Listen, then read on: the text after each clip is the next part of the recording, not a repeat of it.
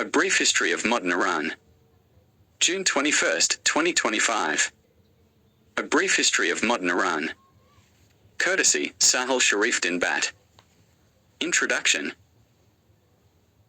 Iran, one of the world's oldest civilizations, has gone through many changes in the last 100 years. These changes have shaped its politics, religion, and relationships with other countries, especially the United States and Israel. This is a short and honest overview of the main events in Iran's modern history. During World War II. At the time of World War II, Iran's king supported Hitler. This angered the British, who invaded Iran.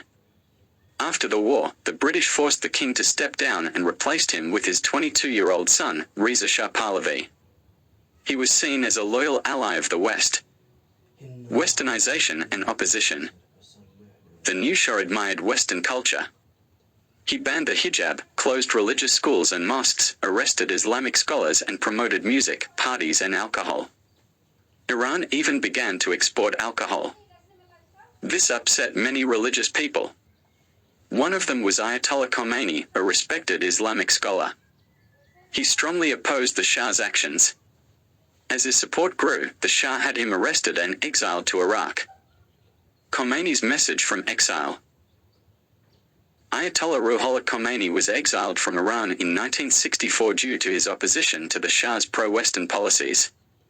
He first lived in Turkey for about 1 year, then moved to the holy city of Najaf in Iraq, where he stayed for nearly 13 years. In 1978, under pressure from the Shah, the Iraqi government expelled him. He then went to France, settling in Neaufle-le-Château near Paris.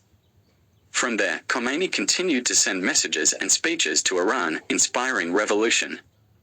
After 14 years in exile, he returned to Iran in 1979, where he led the Islamic Revolution and became supreme leader. While living in Iraq, Khomeini recorded speeches on cassette tapes. These were secretly sent into Iran. Many people began to support him more than the Shah. Meanwhile, the Shah organized a very expensive celebration to remember the old Persian Empire. He sat on a golden throne while many people in Iran were living in poverty. This made the public angrier and Khomeini more popular. Khomeini called the Shah the Yazid of our time, comparing him to a hated figure in Islamic history. The Shah tried to get support from the United States and other countries but was told no one could save him from Khomeini's rising power. The Shah finally fled the country. Islamic Revolution and new government. Khomeini returned to Iran after 14 years in exile. Around 7 million people welcomed him. Soon, slogans like "Death to America" and "Death to Israel" were heard across the country. Khomeini's followers took over the U.S. Embassy in Tehran and held 50 American staff as hostages. Khomeini demanded that the U.S. return the Shah in exchange for their release. This began a long period of tension between Iran and the U.S. Iran-Iraq War. Iraq's leader Saddam Hussein, with support from the U.S. and Arab states, attacked Iran to stop Khomeini's influence. This led to a brutal war that lasted 8 years. Holy death of Khomeini. After the war, the supreme leader of Iran, Khomeini, passed away. Over 10 million people attended his funeral, one of the largest in history. His student, Ayatollah Ali Khamenei, became the new supreme leader. Iran's nuclear plans. After the war, Iran's leaders believed the US and Israel would never stop threatening them unless Iran had its own atomic bomb. Pakistan, which had already built a bomb, allegedly secretly gave Iran technology to help. When the US found out, it imposed heavy sanctions on Iran in 2009. These sanctions damaged Iran's economy badly. The nuclear deal and its collapse. In response to the crisis, Iran signed a nuclear deal with the US during Barack Obama's presidency. Iran agreed not to make nuclear weapons in return for the lifting of sanctions. However, when Donald Trump became president, he pulled the US out of the deal and put the sanctions back.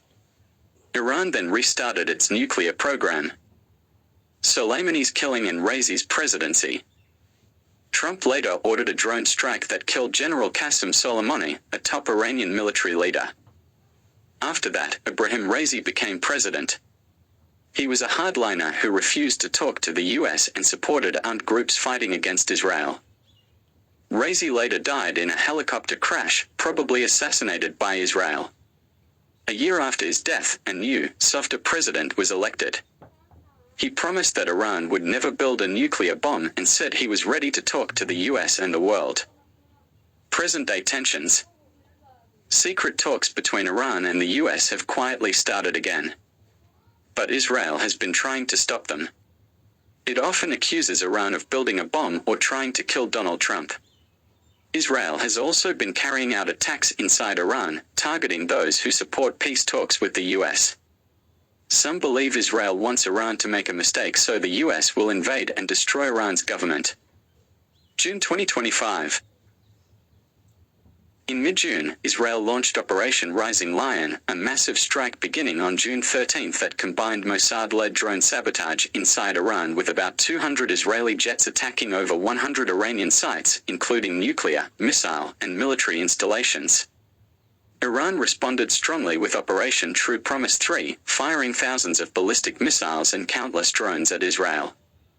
Most were intercepted by Israel's multi-layer air defenses, though a huge number of them caused civilian casualties and damage in cities like Bat Yam, Tel Aviv, Ramat Gan and Haifa. The exchange marked a sharp escalation in Iran-Israel tensions, with regional diplomacy intensifying amid fears of a wider war. This response from Iran shocked the world as much as it did to Israel. Final thought. Iran's modern history is full of foreign interference, internal struggle and strong leadership. It continues to face pressure from powerful countries but remains firm in defending its choices. Its future depends on how it balances its values, its survival and its place in the world. Share.